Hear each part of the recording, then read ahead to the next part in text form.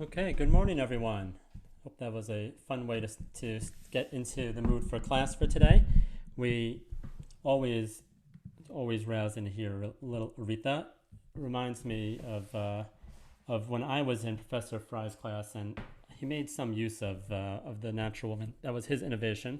Actually, no, it wasn't his innovation. Now that I'm saying that, I realize he took that from a literary critic called Judith Butler. And I hope you guys are doing well as you enter into your third week of classes. Work is starting to pile up for you. It's not necessarily a bad thing as long as you guys feel you can manage it.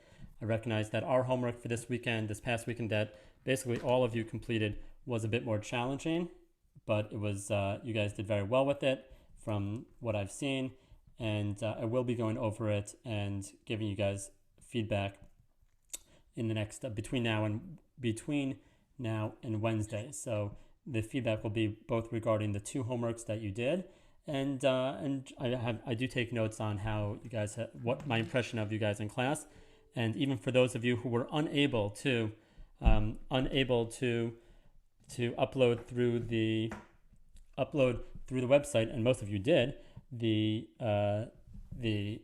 messages I got from some of you, I've watched them. I responded to a whole bunch of them that came to me personally, and it's very good to hear each of your individual voices, even if you're not someone who has been in the conversation in class. And I hope all of you will find an opportunity to join us in our deliberations in the online the live class that we are again beginning this morning. Today we have a fun class, another challenging one.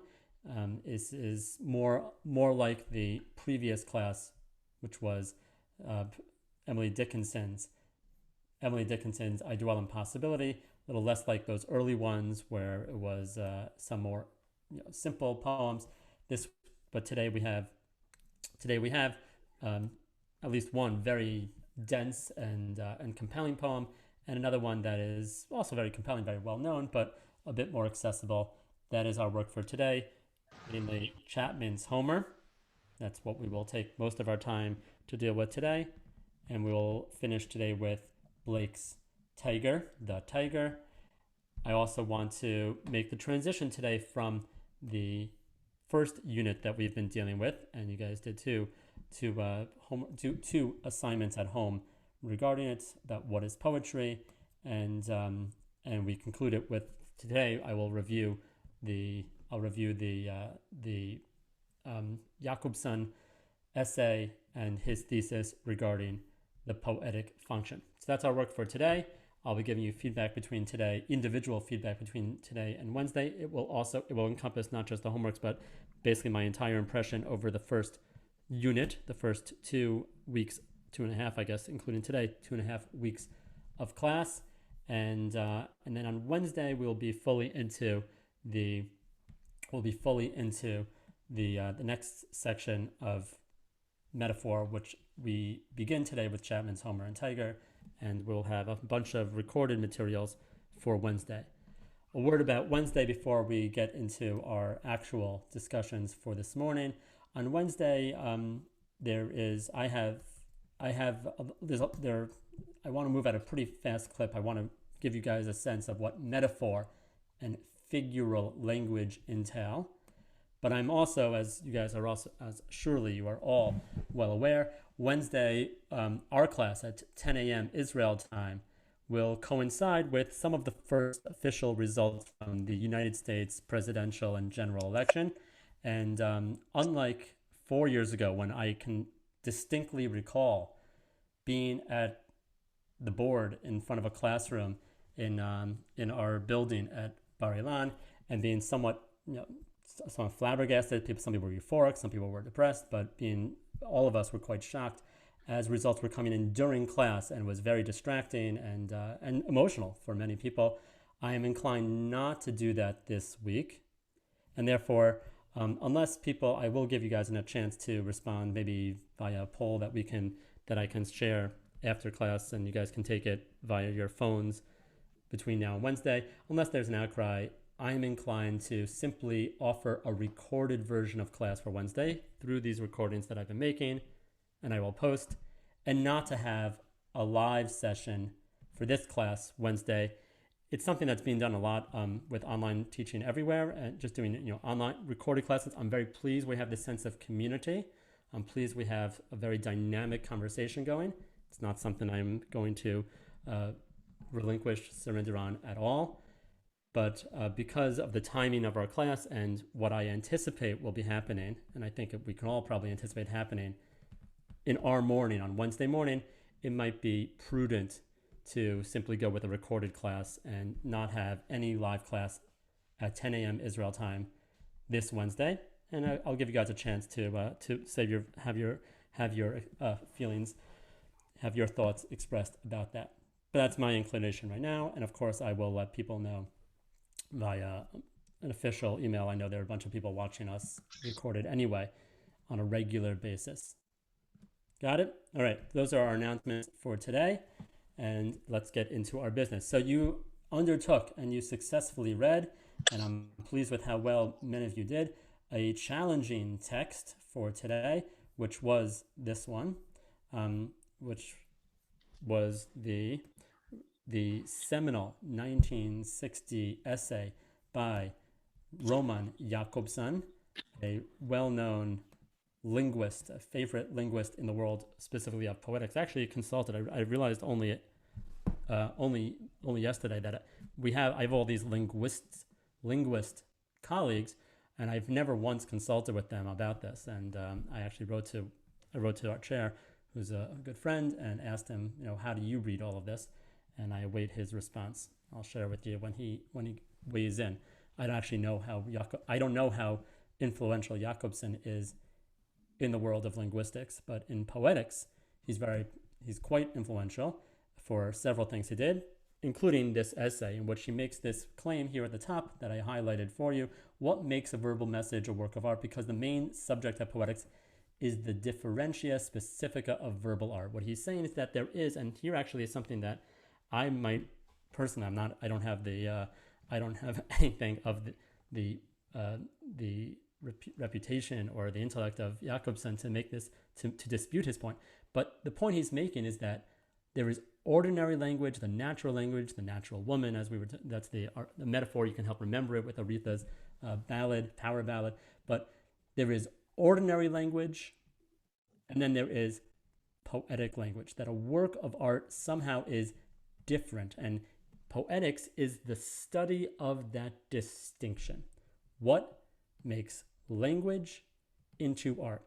The dispute that I might make is actually that's not necessarily, taking it from what could be considered a postmodernist perspective, that's not necessarily self-evident. I'll just see your faces so I'll know if I'm going too far astray and this is too confusing for you. But to say that there was ordinary language and then there is poetic language or artistic language assumes some kind of hierarchy or some kind of sequence, a history, that people sort of developed speech for a deliberate functional purpose, and the function being not the poetic function, but one of the others, a conative, a phatic function. People developed grunts first, perhaps, or I want that meat, or careful of the tiger, an emotive, some function such as that. And then only later did they try to experiment, and people started developing song, poetry, and art. And that's not necessarily the case. People might have actually originally heard, bird song, or they might have originally figured out that they can make sounds out of their lungs and started singing first, just for the pleasure of it, for the sound of it, and only later started realizing, I can do something with this. If you need this is an argument that one could make. I'm drawn to this idea. You can think of how children behave. Children don't have, for the most part, any deliberate purpose either with their sound or their behavior. They're just having fun. And the same distinction between art or poetic art, artistic language, and so-called natural language can be made also about play and normal and so-called normative behavior, that there is play that has no obvious purpose whereas there is actual deliberate behavior trying to get something, that also might not be the case. That play might actually precede, just acting out or behaving just for the fun of it to see what happens for no teleological, no obvious aim could actually precede a more deliberate, functional, purposeful behavior or sound. That would be the counter argument to this initial point that Jakobson is making, but it is a very compelling point that he makes. The point being that the poetics, and he says very clearly, let's go back to the essay here, I'll share it once more, that poetics is at the, that poetics is the, poetics is the heart of, it is entitled to a leading place. That's strong language. Poetics is entitled to a leading place in literary study, meaning that it is primary. It is at the center of literary study, precisely because it is dedicated to describing, identifying, delineating this distinction between different forms of language. When does language become literature? When does it become art? How is it different than ordinary speech? That is what poetics is concerned with, so says Jakobson, and that, he says, is the very kernel, that is the crux, that is the heart of literary study. And that's a little different, and let's just consider that for one moment. A lot of you had your say about this, and I just want to accentuate it because you'll be going on to all kinds of classes in which you will be studying the history of literature. You'll be talking about different forms. You'll be doing all kinds of elaborate, fancy, innovative, and inspiring readings of literary texts. Jakobson begins a priori from sort of a very fundamental point, that the very outset, the first step you need to take, and this is what we do in our department for you with this class in specific, is to figure out what is literature. And literature is something that is poetic in its nature. It's not, and this is something I said elsewhere, that the poetic function can inhere. It can occur in many different kinds of texts. It can be in political speeches, it can be in newspaper print, but it is speech which is different than ordinary natural speech because it has this very unusual element. He calls it the poetic function. Let's get back to the text for 1 second. So you guys got all that? That is crucial, and it is something that is not necessarily so obvious. Back to what he was saying here. So let me see, because my screen is covered up. I can't see you guys here. All the main points you got to here, that there are these 6 functions. This is the sort of the model that he proposes. You had a question about that there are these 3 different elements in this direction, horizontally, someone who creates the language, or the communication. There is the communication itself, and there's the addressee, the person who's addressed. There's also the surrounding context, the reference, the world in which the language takes place. There is the code, and then there is the contact. And then later, and this is the answer. I did a lot of your work for you, but you can do this in future. This is an essay. By the way, you're studying academic writing. He refutes on the first 2 pages the counter arguments to an opening premise. He lays out his model, and then he also offers, as you saw, ample evidence. I love this one here on the right side. That's at least on the right side of my page, of the actor who was asked by a very famous director to say this evening in 40 different ways. We can think about, here we are on Monday, November 2nd, to think about tomorrow of November 3rd, of tomorrow, and try to say that in 40 different ways. And you can get a sense of how the emotive function works. The connotative, to describe an actual world, the sky, today it is raining, today it is, that's not something that can be disputed. The phatic function, hey, what's up? You guys all offered what's going on, goodbye, how are you? And we can have, and as you wrote, I can show you here, we could have 40 different answers well, we only have 30 something people in the class, but we have two here. Where was it? Sorry, let me stop the share for a second. I'll find it. Your answers for what the phatic function is. And where it was before. Here it is, the summary. Here you go. Back to share. That a phatic, you can have, and there are entire, I disdain these kinds of conversations, kind of like the kind of conversations you would have, like, I don't know, elevator conversation. You could have a whole conversation of, you don't say, well, I never, and we could just take all your 40 answers and have a whole talk. All right, see you later. Like, all right, see you later. Welcome. Hey, how's it going? Okay. What's up? Welcome. So hello. Yeah, Shabbat. Okay, bye. Nice weather today. It appears. Oh, that's not. How are you? Did you have a good day? What's up? There's nothing actually being exchanged in this conversation other than a notion that you are talking to someone, that I know I'm a person and I know you are a person and we are in contact with each other. That is phatic conversation. Kind of conversation you have when you go like into the mailroom or into an office and you're just passing through and you just want to acknowledge that the other person is there. It's what you say often at the beginning of a phone conversation. I forgot, I don't think we have an Italian in this class, but pronto when you pick up the phone in Italian, or hey, or hi, or hello, or shalom, or whatever you say, or hala when you pick up the phone. Those are phatic statements that confirm that I am here, this line is working, the channel is open, and we are in communication. Exactly, Mohammed. It's all small talk. Talk for the sake of just conversation. Let's move on now to the hardest part. So the main part of, and this is where most of the questions of the homework focused, what is poetic talk?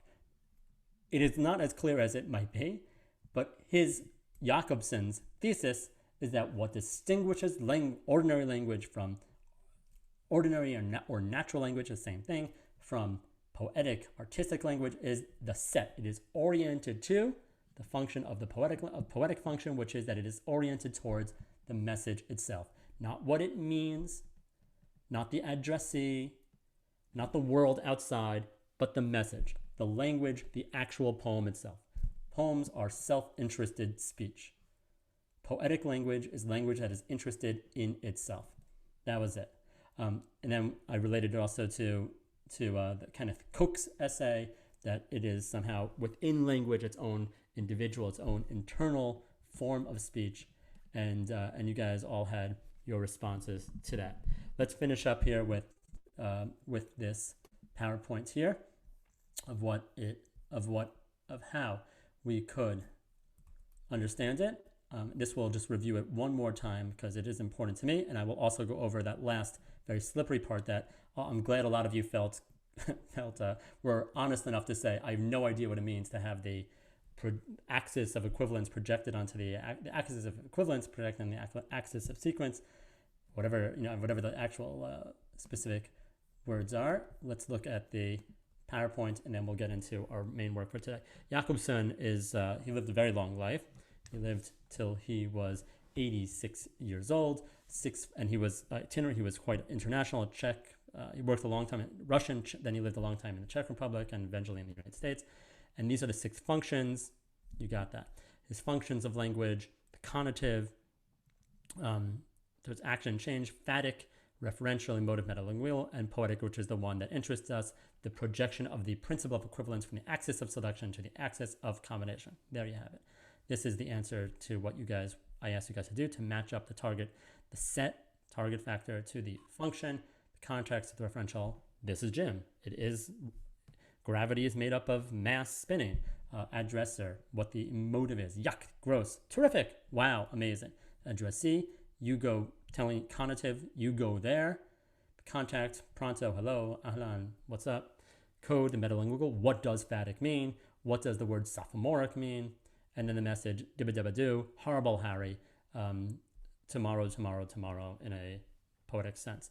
There's the same thing in different forms, these different schematics, and you guys can click on all this.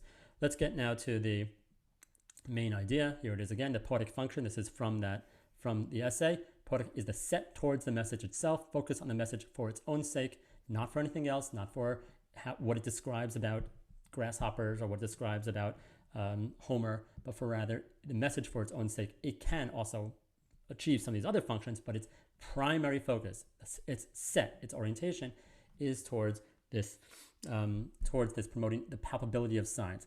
The palpability of signs is how we get from Jakobson to metaphor. I'll get back to it over the next week, but that is what we means by language being a series of signs, and this difference between signs and objects. That's what we mean by figures. That's what we mean by metaphor. That's what we're going to very soon. He also is someone who believed very deeply in the significance, the indispensability of poetics towards linguistics and linguistics towards poetics. That's why I admire his sort of his synthesis of the two. Good fit for our department, where we are made up of linguists and literary scholars. A linguist deaf to the poetic functions of language and a literary scholar indifferent to linguistics are equally flagrant anachronisms. You can't have one without the other, and they are always necessary for one to understand the other's side. All right, all that is, yes, it is all on Moodle. You can click through it on our page for today. Last point, Professor Fry explained it as well as he could.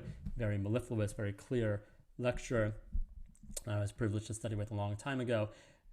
This projection, let me read it exactly right. This projection of the principle of equivalence from the axis of selection to the axis of combination. Now, we don't need to get too deeply into this. It's fun for me. It comes from the world of literary theory, which means the philosophy of literature. There's also the philosophy of language. There is such a thing, theoretical linguistics and other matters.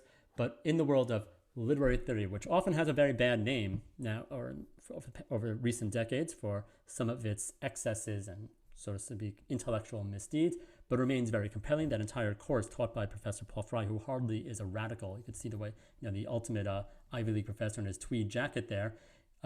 It is simply the philosophy of how literature might function. There is an idea that there is something called there's something which we might think of rather as the axis of selection. Different words for it might be the syntagm or synchrony, the synchronic elements of language. This is all just enrichment. You don't have to know this.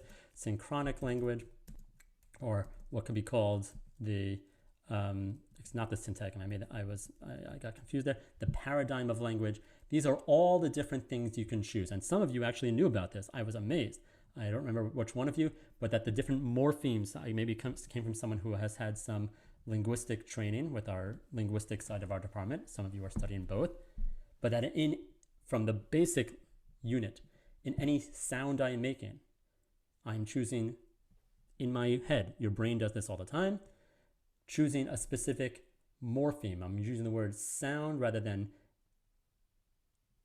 bit and b. My brain has to choose b or se. So from basic morpheme to larger units of sound, or an image, I can choose a certain picture, or I can use a certain piece of music. You're constantly choosing from all the different options. Your brain is going through a whole menu of words, of images, and of course, on the basic level, of sounds to communicate with someone else. That's called the paradigm or synchronic language. It is all happening at the same time. That is the axis of selection. And you are choosing something from that axis of selection to make sense, to do something that might be called grammar or syntax or the diachronic language. That it all has to go, one thing has to follow another thing. It has to make sense. That's grammar. It has to fit into the rules of a language, syntax. It has to proceed through time. My language, my words have been proceeding, well, now too much time, 20-something minutes. Diachronic, like the word diurnal, right? Or through time. What poetry does is it's not interested in one thing after another, simply for the purpose of making clear or investigating. It is not taking simply the best words in the best order. It is simply offering the axis of the principle of equivalence. It is taking that which is usually in the world of grammar and emphasizing it in the world of selection. All the different comparisons, the metaphors, the paradigms, the different choices remain constant. A bird can be a flower, which can be a cloud, which can be something else. Different sounds can all occur at the same time. That's his point, and it's a slippery one, but it is a very compelling one. We could spend a whole day talking about it. We won't. Instead, we're going to move ahead into the world of metaphor. Last thing, well, actually, no, I wanted to say this last point. This is a fun short poem, and then we're going to focus on metaphor for the rest of today. Our final poem from from poetry and from What is Poetry section is by Charles Bernstein. Me and my Pharaoh. He awoke fully charged. You can bring water to a horse, but you can't make it ride. All poetry is conceptual, but some is more conceptual than others. Ambient difficulty leads to poetic license. Poetry has no purpose, and that is not its purpose. You have to get over being over. April is the cruelest month for poetry, and May is not much better. Is it? Why write in prose what you could write as easily as poetry?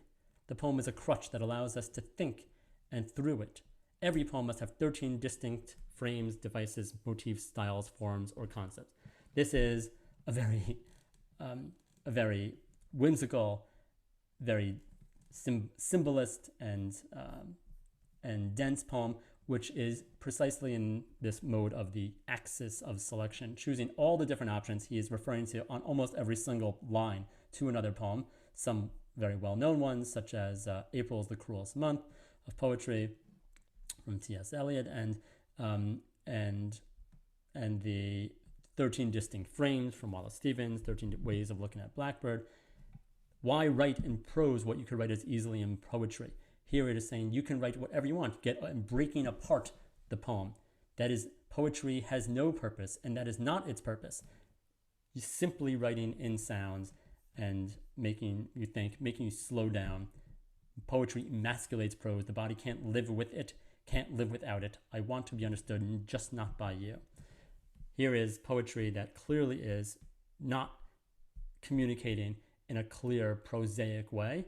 The meaning, obviously, there's almost no meaning at all to this poem other than this is my sense of poetry, my master, my pharaoh of poetry itself. Good. It's clearly a poem that is only about the art, the meaning, and its any other function is obviously secondary in this text. How are we going to study now our second part about this idea of signs? Well, here's just this. You can also open the figural language presentation here, and then I'm going to present this, and then we'll talk about the two poems that you've prepared for today. We're going to go through the same process. We're going to start very, very basic, obvious ideas that you've already had introduced to you from other readings in poetic terms. When I say figural language, by that I mean the idea of the Latin term figura, meaning a picture, words or language that aspire or take on the nature, the character of thinking in pictures. That itself is a premise that we'll read about in next week's essay. As you can see, I'm offering these more dense, more challenging readings on the weekends and giving you a chance to think about it. It won't be as hard, by the way, as Jacobson. Figural language. The most obvious and most common form of it is a metaphor. A metaphor is a figure of speech in which two seemingly unrelated things are meant to stand in for each other. Here is a cup being half full or half empty, being a kind of outlook on life, a kind of character standing in for optimism or pessimism. A metaphor is the general category of making these kinds of comparisons, and similes are most obvious. The difference is, and we'll talk about this just on a basic level, when it announces that itself is a comparison. A simile is a metaphor that announces itself as such by saying life is like a rock candy, or my life is a broken road. My life is almost as a broken road. My heart is as this. A metaphor that doesn't really work anymore, and here it says a metaphor, life is an hourglass running out of sand. You start by tipping it over. As the sand runs to the other side, you try to figure out, right? When it doesn't say that it's making a comparison, that's a metaphor, that's clearly a metaphor. But similes, I'm saying, are a subclass of metaphor. Anyway, when it doesn't work anymore, it's called a cliche. That's a metaphor that is a dead metaphor. That's what a cliche is. Here is a making fun of one, a dead metaphor of the backstab. The test results show it's a metaphor, it doesn't matter, right? Similes here is just a very, very elementary school level. Her heart is like gold as opposed to her heart is gold. The heart is like a stage, the world is a stage. When your eyes are like sunshine, you are my sunshine. Poor as dirt, right? So similes are simply metaphors that tell you. There's a joke. The next level up, so now we're at high school level. There are two different parts of every metaphor or simile. One is called the tenor. This is a new word, and we're going to have a lot of these words now over the next month or so. Words that you just have to learn, since they allow us, as Professor Shulak said last week, a kind of shorthand, an inside language, a lingo for referring to things that you probably could understand on your own, but it gives us a way of saying, well, which is being described to which. So there are two different things that are two different parts of any comparison. Sea as sand. Jonathan is as strong as a tiger. So what is one thing? Jonathan is being compared to a tiger. The thing that actually exists, the thing at hand, in this particular instance, Jonathan, kind of human, that is called the tenor. The thing that is being used to illustrate Jonathan's strength is tiger, this kind of big cat. That's called the vehicle. The thing that you have is the tenor.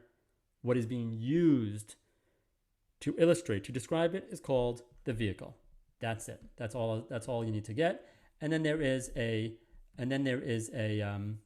something in the middle, which is the analogy. What is being compared? What is being said about Jonathan?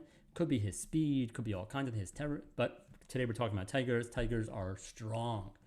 A simile, Nicole, is something. If I said Jonathan is like a tiger, that would be a simile. A simile is when the metaphor tells you that it is a metaphor. When you use as, like, that's what we call a simile. When you compare two things using the word like or as. Very simple. Different forms of figural language that we'll get. So hyperbole, which is figural language. You don't actually mean it. You're comparing two things. You're making it seem like I was blown over. You're not actually blown over. That's hyperbole. It's called exaggeration, hyperbole. Personification, when you make something seem alive that isn't alive. And hyperbole is an exaggerated statement. My backpack weighs a ton, doesn't actually weigh a ton. You couldn't pick it up. This is the worst day of my life. Captain Hyperbole here is telling us that the situation is at least 1,000,000 billion times worse than I imagine. The single greatest thing in the history of the universe. For some reason, in the last decade at least, we'll see how it goes in this decade, but in the 2010s, there was a pronounced emphasis on hyperbole. I don't know why, but you guys can write in chat your theses of why people were given like, oh, this is absolutely amazing. This is the absolute worst day of my life. Oh my God, it was the most amazing thing ever. That's how we talked, at least in the past decade. Personification, anthropomorphism, the attributing of human characteristics and purposes to non-human things. Here you can see, I forgot his name. That rabbit, Mr. Fox, I guess. No, that's not Mr. Fox. I forgot who. It's the Mad Hatter. The Mad Hatter, right, sitting in his comfortable chair. From Cars, Disney has made $1 billion, many billion-dollar empire on personification, anthropomorphism, lending human characteristics to non-human things. Personification is giving human traits to non-human things. The man in the moon smiled at me. And then imagery, which is where we're going to end up with this unit, is the sort of the context. It's creating a landscape of various metaphors. This refers to a compass that we're going to read about in 2 weeks, an eagle that we're going to read about next week, and the seashore where things, a lot of poems happen. Imagery is the sort of the background noise of all the metaphors in a text. We're going to end also, here's that compass again. We're going to get to the world of conceit. We've already seen one conceit if you're ahead and doing well with this class. The House of Emily Dickinson was a conceit. A conceit is another fancy word that doesn't mean, and a lot of these poetry terms don't mean the way you would use them in ordinary language. Like a tenor means something else. Tenor means like tone of voice or the line of logic, just as vehicle can be what you travel in, but here it's being used in a metaphorical, poetic way. Conceit does not mean to be bombastic, to be very arrogant, but rather a conceit in poetic terms when we talk about metaphors is a complex extended metaphor. It comes from the Latin word for concept. It is an unconventional, it's not a metaphor you would ordinarily think of. It's often a very surprising metaphor that has different parts to it, just like as in the house of Emily Dickinson. You could walk into it. If you were one of those fair visitors, you could look at the windows, you could look at the doors, there's a roof. She gets very into this whole conceit. It was a word that Al Filrace used in the accompanying recording from last week. We're going to read about John Donne's Valediction, which has one of these. Metonymy, I'm actually going to let this go for now. We can talk about this. I just want to raise it so you've at least heard these words. Metonymy is related to metaphor, but it's actually a little bit different. It's also figural language, but it works differently than metaphor. It's when a part of speech or a part of something stands in for the whole thing. The White House declared that we are at war with Mars. The White House doesn't speak, but the White House is part of the executive branch of the United States. It's metonymy for the President of the United States. After leading a rebellion, he seized the throne. Now, you don't actually have to touch the throne to seize the throne. It means it stands in for absolute power. It stands in for kingship. You can speak entirely in metaphor, as one could in this sentence down here. The press on Wall Street today was abuzz with headlines on White House like Capitol Hill agreed to the mountains of Ben Franklin's to the Pentagon's empty piggy bank. None of that is actually, those are all figures that stand for the news, for media, for the business world, for Ben Franklin's meaning $100 bills, for money, and piggy bank being what you have. Lend me your ears when that is said in the Shakespeare play. It doesn't mean actually give me your ears, but it means your attention. Okay, friends, here it is. Friends, Romans, countrymen, lend me your ears. Not exactly what I meant. Don't give me your ears, but rather your attention. There's more you could read about this. It works especially well. It's often done in journalism, also as a kind of shorthand. When they talk about the Knesset or the Kiryah ordered this, or the bench for the judicial profession. I have an empty. I have so many. How many hands do you have in your factory? Kind of Victorian way of speaking. That's what they mean. Okay. And then synecdoche is also a kind of metonymy where it's literally the part of something. I 4 mouths to feed at home. You mean actually your kids, but I 4 family members to feed at home. Okay. That's the chart of where we're going to head. Some of it is very obvious. Some of it is less so. Let's look at how we can apply this in a more interesting way. We have about half an hour, a little less. And I'm glad people wrote about, at least Tamar has a theory about to be humorous without working too hard. Maybe. I don't know. It also might be the kind of distant irony that we have about our language. That's my own theory, which was bred by a lot of texting and tweeting and Facebook talk. So I know this isn't actually the worst day of my life, but I'm being ironic about it. Now let's get into the second half of our class for today, and this is the more compelling, more interesting part where we get to apply this and you guys get to speak up. So I've asked you to prepare 2 poems for today.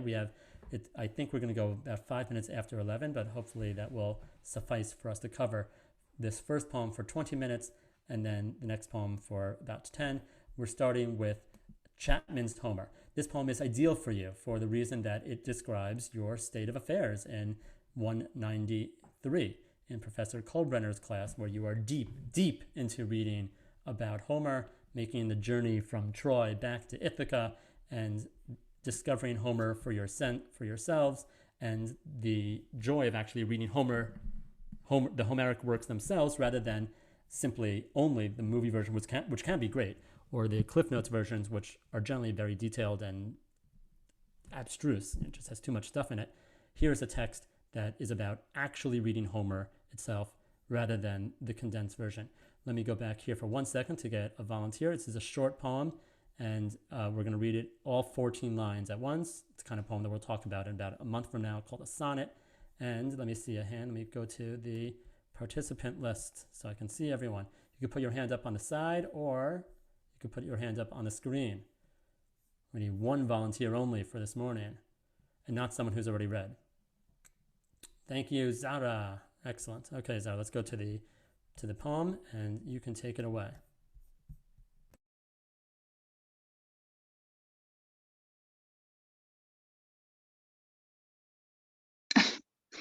Much I have travelled in the realms of gold, and many godly states and kingdoms seen, Round many western islands have I been, which bards infieldly to Apollo hold.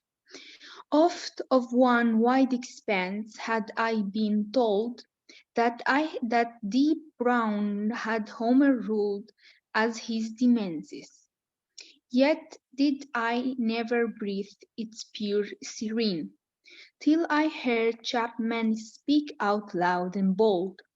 Then felt I like some watcher of the skies, when a new planet swims into his ken, or like stout Cortez, when with eagle eyes he stared at the Pacific, and all his men looked at each other with a wild summers, silent upon a peak in Darien. Thank you, Zara. Wonderful. I'm going to switch this so I can see all you guys while we have the conversation now. The poem is brief. All these poems that we're going to, and this week we're reading quite a few of what's called these sonnets, different kinds of them, and the form of it we'll talk about, as I said, in about a month. Let's just get through the hard part, and I hope you did this work, because this is what it entails to prepare a poem beforehand. Let me ask you this way by looking at you. The poem is generally, the scenario is about someone who has read Homer seemingly for the first time, but what is unique, or this is a question for everyone, anyone can respond.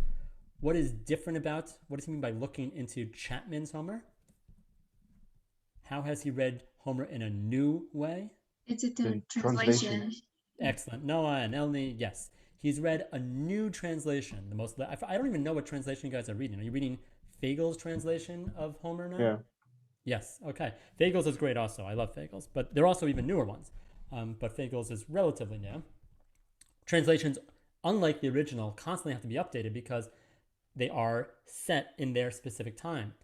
For John Keats, writing at the beginning of the 19th century, in the second decade, about 200 years ago, almost exactly, a little more, reading Chapman's Homer was like the latest thing. He just read a new translation that changed it, that updated it, brought Homer out of these older idioms and made it and said it in his English. Now, what else is going on in this scenario? He has read Homer, or at least heard the stories of Homer before, but he has never really appreciated Homer until reading Chapman's version of it, this new translation. So it's all about this translation that has opened up Homer for him in a new way. And then he has this epiphany. Epiphany is a word that means like this revelation. It's like the skies open up for him. In fact, he says, well, that's my own metaphor. He's a much better metaphor. In fact, a double metaphor. And that's what we're going to focus on today. The final 6 lines where he says, and then we'll talk, that's what I want to get to in one more second. There's some hard words here. Very hard words. Keith kind of had a penchant. He had a weak spot for these fancy words that no one used even in his day. Words like demean. Did anybody look that word up? Or domain? Yeah. Domain. I think it meant like a garden of a manor house. Yes, that's what it means. The manor house, his own kind of his own domain, kind of the possession of real property. Excellent. So Elni gets a star for looking that up, and that's what we should all do for when we have words like that. Since I have no idea what those words mean either, they're not the words that I use in my own personal life. There are also some other words that might be hard for you. His pure serene, yet never did I breathe its pure serene. It's giving a kind of character, what we associate with personality, very peaceful, that's what serene means, to air. Till I heard Chapman speak out loud and bold, and then I felt like a watcher of the skies. There are two names here at the end. Cortez. Did anybody look up who Cortez is? Or if you went to school in the Western Hemisphere, perhaps you know this, or went to school in Mexico or United States. Does anybody know who Cortez is? Or what? He was, he conquered Mexico. Good. Yeah, I know he killed the Aztecs is what I know. And that's right. Good. He is what's called, there's a name for this kind of, and it's studied this time of year, often in, again, a Mexican or in the United States, in the Western Hemisphere, he's called a conquistador. I don't know if that's the word that he would have used. Conquistadores, they are conquerors. He was part of the group of generally sent by Spain or Mexico or Portugal to conquer and explore. These were bold explorers. None of the contemporary sort of liberal odium, blame, kind of suspicion of these characters were attached to them in Keats's day. They were all still then, as many still consider them, great heroes. What's strange here, by the way, is that he credits Cortez, who did do battle with the Mexicans and subdued the Aztec Empire, the native Mexican indigenous people, the Aztecs. That's what Cortez did. But he says that Cortez, with eagle eyes, stared at the Pacific. He's talking about a very specific event in the history of the conquistadors, the exploration by European conquerors of the New World, as it was called, of the Central American region. He's talking about the discovery of the Isthmus of Panama. You do have to know this actually to make sense of this poem. So that's why I'm sharing with you, not just because it's interesting in geography, something I like, but he's talking about the discovery of the Pacific Ocean.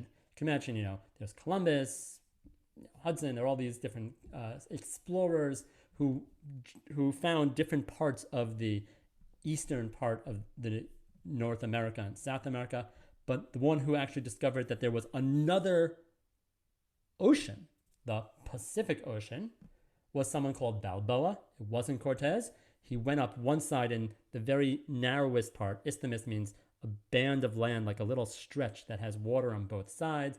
Panama is that country that connects North and South America. Maybe one or two of you have gone there. I don't know. On your travels. Well, I guess you guys are the generation that didn't get a chance to travel. And the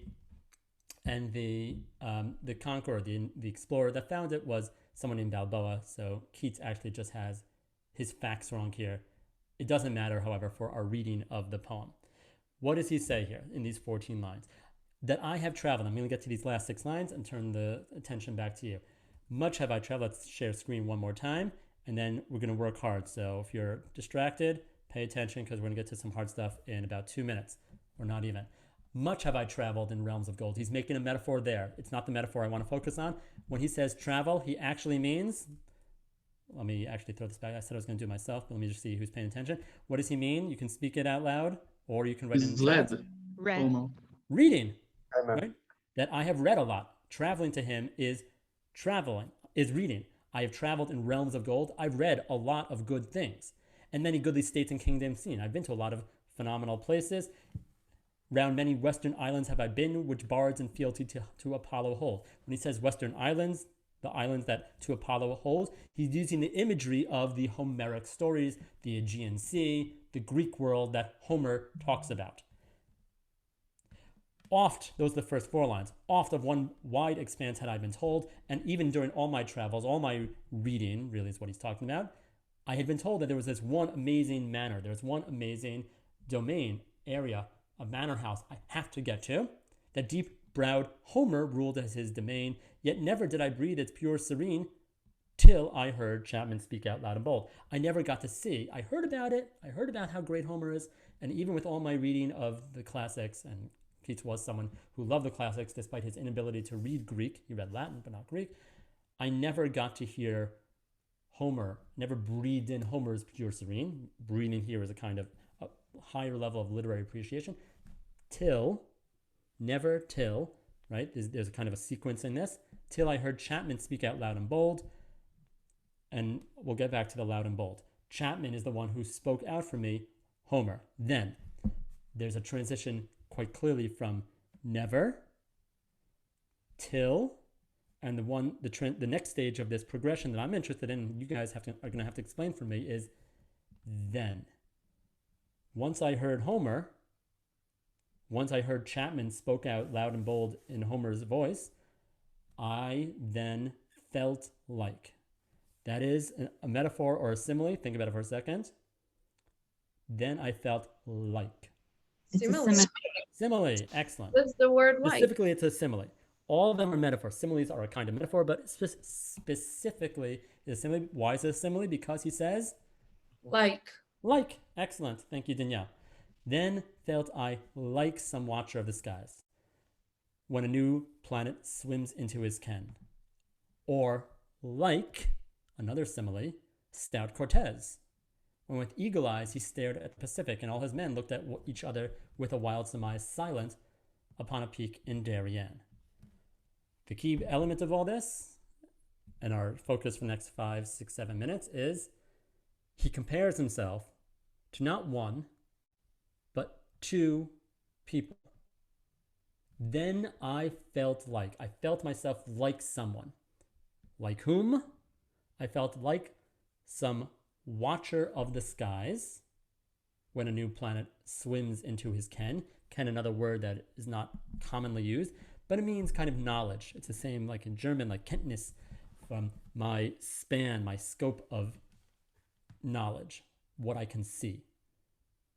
Or like stout Cortez. So which one does he feel like? Does he feel like some watcher of the skies, or does he feel like stout Cortez? In a word, he is both. Our question as readers is to try to follow this double metaphor, to make sense of what each one offers, and crucially, because this is a complicated poem, why both? What is the defect, or what is the limitation of one? What's the chisaron? What is added by offering a second one? How do these 2 different similes, these 2 different images, these 2 different figures, these comparisons complement and complete each other? And the second one is longer. Stout Cortez with eagle eyes, as he stared at the Pacific, and all his men looked at each other with wild surmise, silent upon a beacon Darien. I'll add one last little thing. The silent that I just highlighted contrasts with the loud and bold. Chapman speaks out loud and bold. The poem ends on this silent upon a peak in Darien. Let's unpack this now. So I'm going back now so I can see all of you. What you can speak about the first one, the watcher of the skies. The second one, I'm going to stop share so I can see you better. The second metaphor, the stout Cortez, this explorer. Or why offer both? And he gives a lot of real estate in this short poem, a 14-line poem, to both of them. So you're putting together this poem. What do you make of it? Well, really, we're all readers. I guess that's good enough. Okay, let's see hands. So you can, Elni has something to say. You can raise your hands here. Let me open the participants so I can see who's raising and the hands on the side. Noah, Elni's first, then Noah, then I'm just getting a list here. Let me see, anyone else? Okay, so let's start with that. Elni, you're first, then Noah, and then I think Sarah, but I'm not sure if Sarah wants to. Yes? Okay. Yes. Sure. No, so I was just thinking maybe a difference between the 2 is that the watcher of the skies, when he sees a new planet, he's in awe and it's really sublime, but it's unreachable, and he sees it passing his field of vision. He may never see it again. Nevertheless, he's still in awe, and he still thinks, "How wow, this is amazing." Whereas Cortez sees something that is conquerable, and he sees something that is reachable. So maybe there's that movement of at first reading, Homer just seemed so sublime and so awesome that it's impossible maybe to get into it. But then through reading more, he realized that actually it is reachable and it is attainable, and he can get closer and feel much more of the amazingness of Homer with like further reading. Excellent, good. So first contrast to draw between the 2 is that, as Elni says, next we're going, by the way, to Noah, Sarah, and then Danielle Perry, is that one, the watcher of the skies is looking at something celestial up in the skies, whereas the conquistador, the Cortez, is terrestrial. And someone has to take notes on all this because we're going to get a bunch of these comparisons and we want to put them together. On the ground, he actually is standing in the field of discovery. Good. Noah, then Sarah, then Danielle Perry. So what I thought, and I'm not sure at all, that Watcher of the Sky is being more passive, as opposed to Cortez is being more active. He conquered places, he went, he explored, and I think that in reading, a lot of times we're being more passive, just reading and let the story takes us to wherever the writer wants to take us. But then in the poem, you get the feeling that it actually changed his life, and he's being like, he looks at the universe in a different way, which is more active. So it kind of plays around with these two ideas. Excellent. Wonderful. So thank you, Noah, for returning us to reading and to exactly how this vehicle or this double vehicle revises the tenor, which is reading itself. One is that active and passive, that the watcher of the sky is there, but just looking around, whereas the explorer is going out into the field, is actively taking, actively occupying or going out. Wonderful. Sarah. Okay, so the way I kind of read it was also his experience of reading Homer through this loud and bold translation, which for him was like discovering a new planet, which is like seeing something unknown that maybe others couldn't see. So for him, it was a very personal reading, but it was also something where it was like conquering new land, like Cortez, where this is a more active, as Noah said, experience, and which is shared with others, and equally as exciting. And it's like almost like two levels of the personal and more communal, maybe, or the seeing the unknown in a text that he sees for himself, like discovering a new planet, to the more known and enjoying that expanse of land that is discovered within this translation of Homer. And at the end of the day, it's silent because it's a reader reading, and it's a personal journey. Excellent. Wonderful. Let's get more on that. That was a very rich comment, and I'll return to some of what you said, Sarah. Wonderful. Danielle Perry, and then I'll see if there's anybody else who wants to comment. Okay, I actually didn't raise my hand. Sorry, but... Danielle, I thought you No, but it's fine because I'll say like it's not what you meant, but I actually don't see contrast. I feel like then I felt like someone like a watcher of the skies. I mean, someone like Cortez who would be at sea all the time, traveling, marking new places, you would be a watcher of the sky. That's how you would navigate yourself. So I feel like it kind of takes it to a watcher of the sky. Now I have a name because that would be that person. And with eagle eyes, you have to be focused and know. And Wonderful. he said the Pacific. So to me, it's like just a continuation of it. Good, very good. And even in the language that is used, there is some there's some mingling of the two. The new planet swims, as using the swim nautical or aquatic, the seafaring language. The new planet swims into view, and now Cortez, with his eagle eyes, looks like a kind of observer as well. So there's a kind of meshing of the two there in the words themselves. Nicole. Oh, so about the metaphor or the If you could just speak louder or closer to the microphone. Yeah, so about the contrast, can you hear me? So about the contrast of the loud and bold and silence. So to me, it was like the loud and bold symbolizes like a revelation, but one that like rattles you and gives you like you understand something new. And the silent serene means that like the message is like sinking, that you understand that you have this revelation, and it's in a deeper way you understand it. So it's like that's what I understood. Well, excellent. Very good comments. And also a good comment from Tamar and Devorah. Devorah supporting also what Noah was saying. And then Tamar saying about something that Sarah and then Nicole just now were mentioning about the nature of discovery. Let's put this all together, these various comments. Yes, there is, and I'll just type them up or as I go along. We had the terrestrial versus the celestial, which is the same as sky, land and sky. It really should be in the other order, but I wrote it down already. Land and sky, standing and looking, which is, or act, which, and as well as the active and passive. I have these reversed in order, but they're all there. And then there's the emotional element of it. As Sarah or some of you were connoting in Tamar as well, there is the kind of stunned silence of the conquistador, how he feels the emotional side of and let's remember, as Noah pointed out, it's all to be related to reading.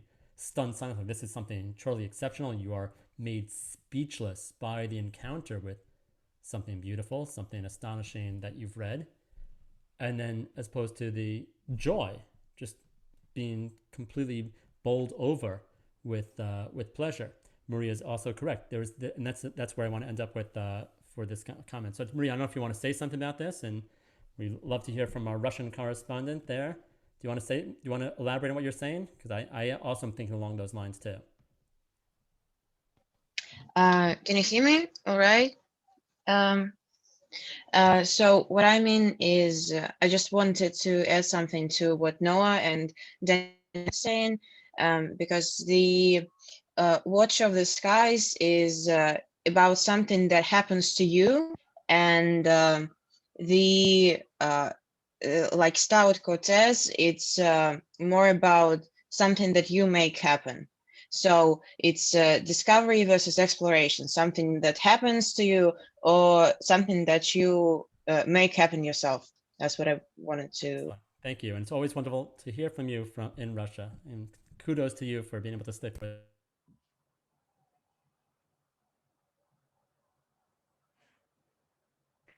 Dr. Feldman, you're muted. You're on mute.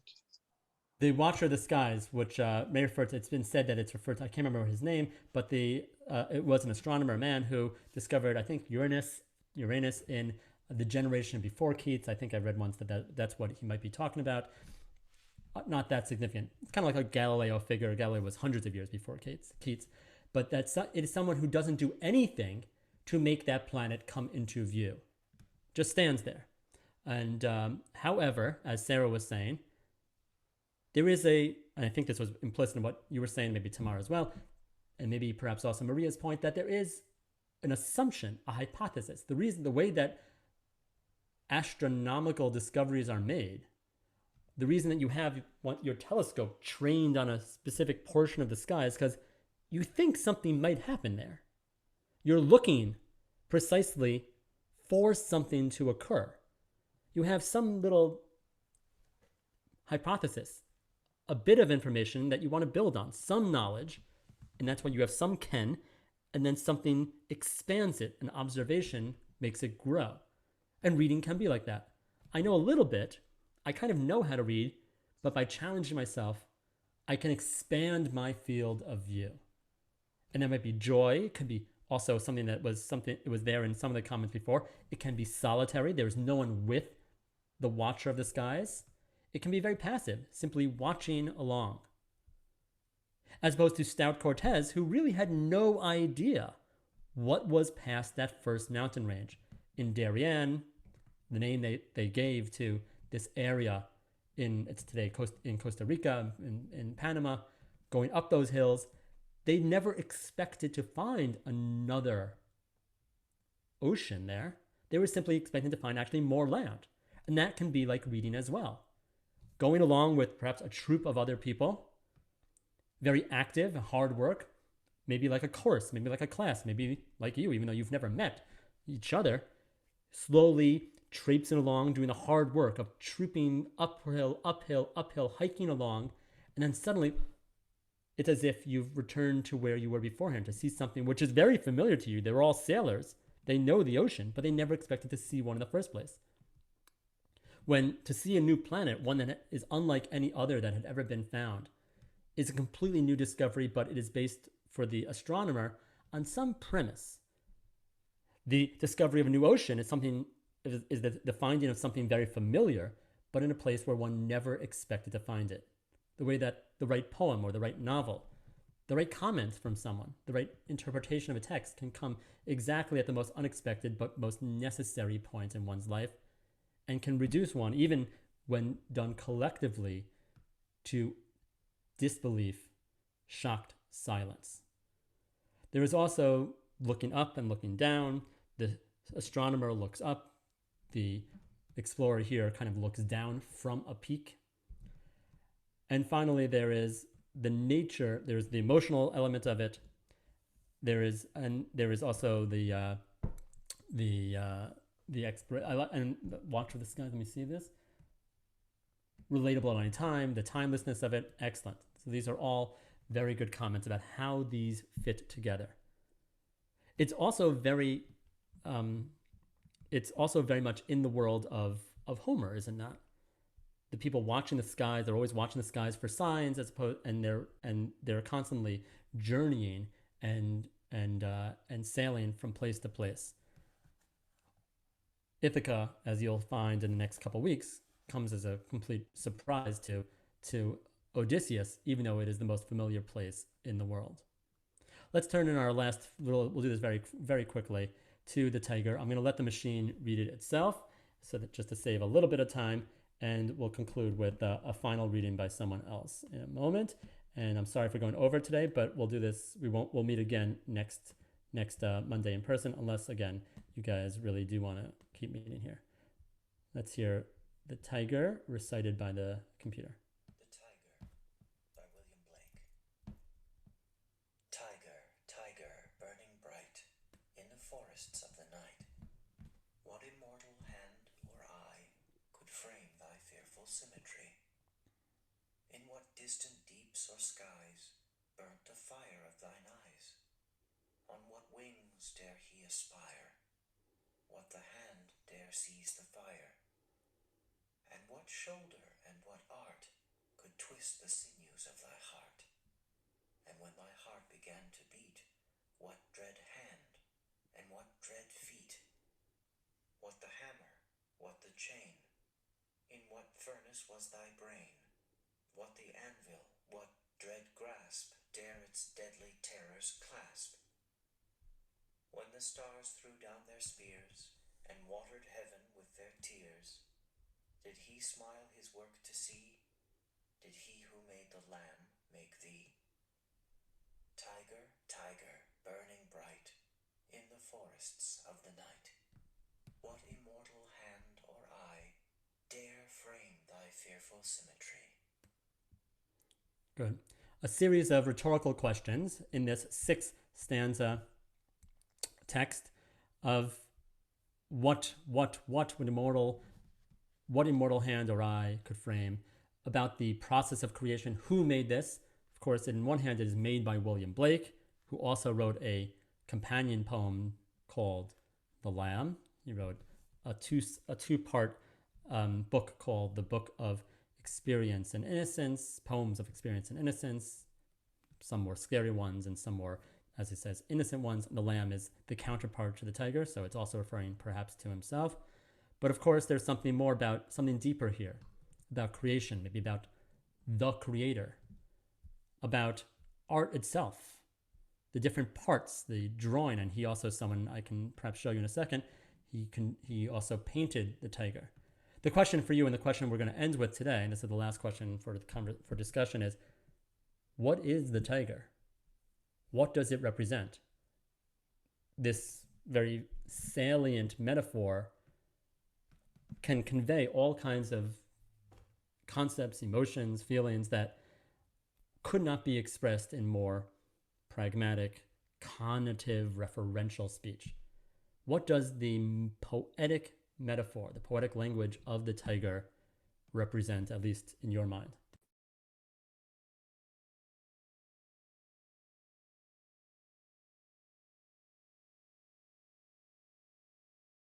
This is our final point for today. Let me see. You guys can put it in chat because I know we're at the end here.